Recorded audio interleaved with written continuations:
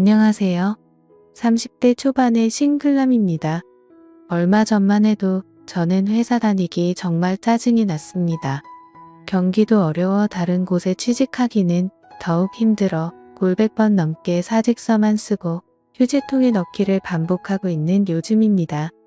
저혈압이었던 제가 이 고혈압이 된 원인은 회사 상사 때문입니다. 여기서 직급을 차마 까갈릴 수가 없어 이렇게 상사라는 표현으로 대체하는 것을 너그러이 이해해 주시기 바랍니다. 상사가 짜증나는 이유는 대략 이렇습니다. 고깃집에 가면 아랫사람에게 고기는 시켜주지 않고 후식으로 나오는 냉면만 시킵니다. 물냉면이든 비빔냉면이든 그건 개인의 자유입니다. 가격만 6,000원을 넘기지 않으면 됩니다. 상사에겐 그게 가장 중요합니다. 심지어 회식 자리에 흔하다는 술도 없습니다. 그러니 회식 막바지엔 냉면 그릇을 들고 모두가 건배를 외칩니다. 이를 보는 식당 직원들은 제 회사 사람들만 한심스럽다는 눈으로 쳐다봅니다. 그래서 저는 회식할 때마다 그런 회식 자리와 상사가 쪽팔립니다. 그래서 회식에 참여하기도 싫습니다. 상사는 워낙 짠돌이라 10만 원이 넘어가게끔 회식 비용을 사용하지 않습니다. 그렇게 근검절약해서 사용하고 남은 금액은 자신의 개인 비용으로 사용을 하죠. 그 개인 비용이 어디냐면 자신이 바람 피우며 현재 만나고 있는 내연녀입니다. 내연녀와 마트에서 장보기 내연녀의 생활비 내연녀와의 데이트 비용으로 사용하는 것입니다. 또 늦은 새벽 문자를 보내 그날 있었던 일에 대한 트집을 잡습니다. 정작 어떠한 문제가 발생한 그 당시엔 많은 직원이 보는 그 앞이라 그런지 괜찮다며 다정하게 웃었던 양반이 아무도 없을 땐 헐크처럼 돌변합니다. 그러던 어느 날 상사에게서 전화가 걸려왔습니다. 그나마 제가 회사에 근무하는 직원 중 가장 고분고분하고 대답도 잘한다며 저를 자신의 집에 초대한 것입니다. 토요일날 저녁이나 함께 하자면서요. 저는 그 자리에 나가기 싫었으나 상사가 오라는데 어떻게 합니까? 애써 웃는 얼굴로 알겠다며 튀어갔죠. 제 동료들은 이런 저를 보며 박쥐 같은 놈이라 험담했으나 어쩔 수 없었습니다. 식구들은 저만 바라보고 있고 경기는 어려워 다른 곳에 취직할 수가 없으니 더러워도 참고 견뎌야죠. 저도 다른 곳에 취직했다면 상사 얼굴에 물을 끼얹으며 야 그렇게 살지 마라 라고 욕을 바가지로 퍼부었을 겁니다. 그러나 현실은 그게 아니니 노예처럼 고분고분해야지 어쩌겠습니까? 그게 직장인의 현실입니다.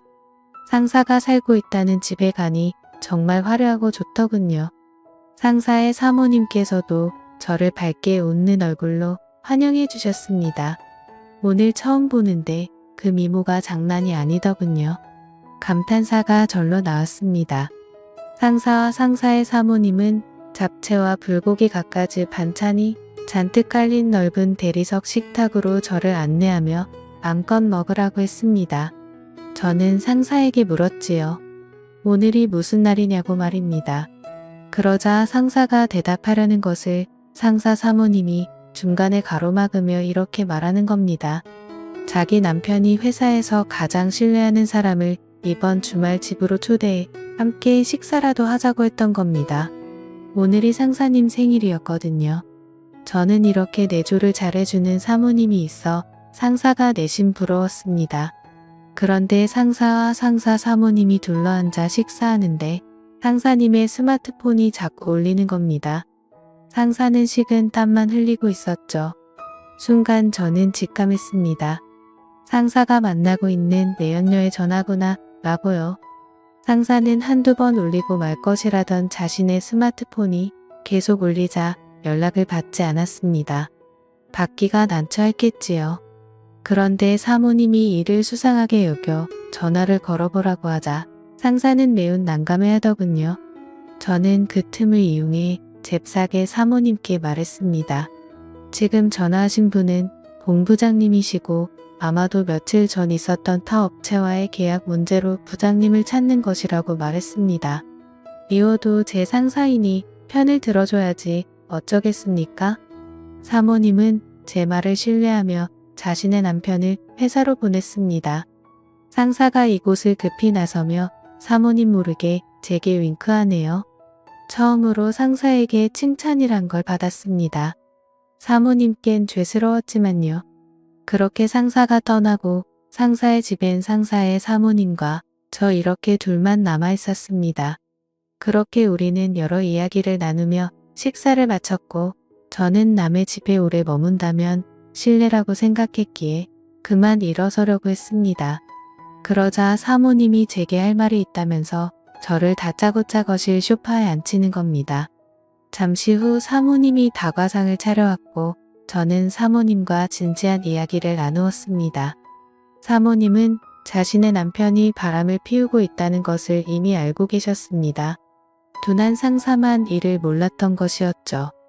사모님께서는 남편이 가장 신뢰가 많은 회사 아랫사람 중 한 명을 이곳으로 부른 이유는 남편의 바람 유무를 직접 물어보고 남편의 내연녀에게 전화가 오는 것을 알면서도 간을 본 이유도 이 때문이고요.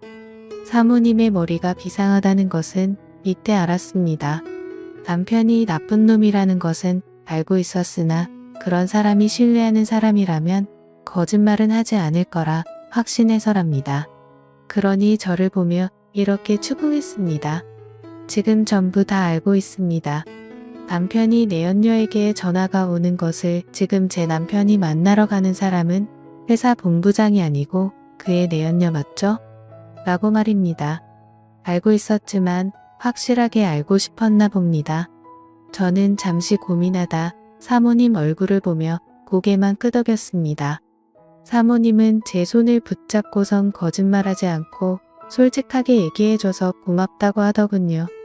그런데 사모님이 손을 붙잡는데 저도 모르게 갑자기 이상한 기분이 들더라고요. 예상 밖의 일이었습니다.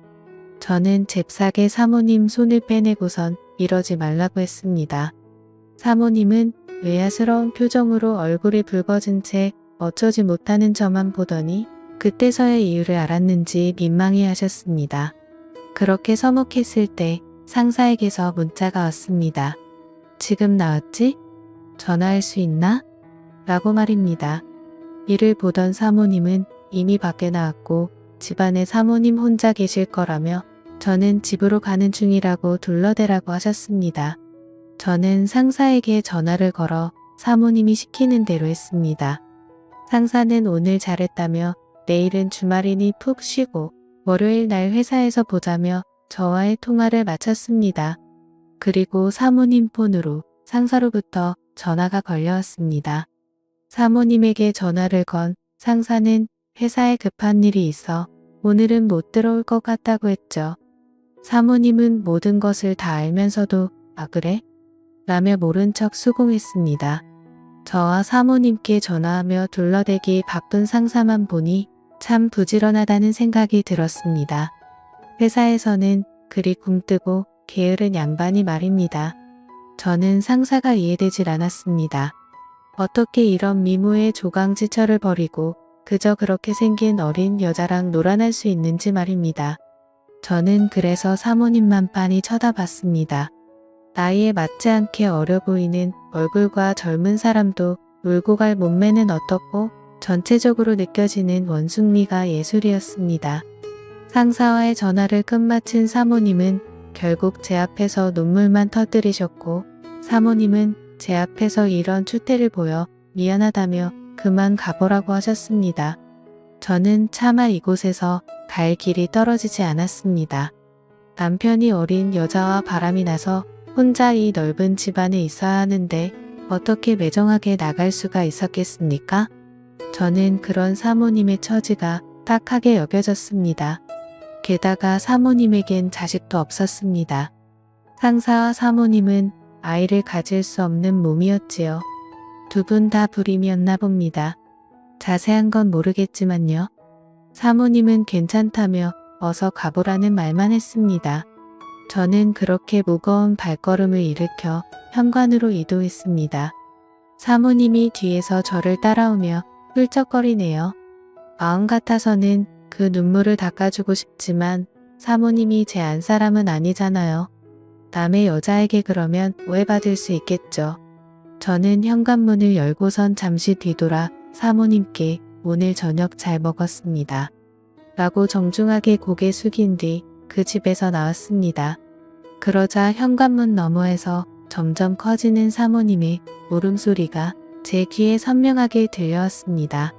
차마 발길이 떨어지지 않았습니다.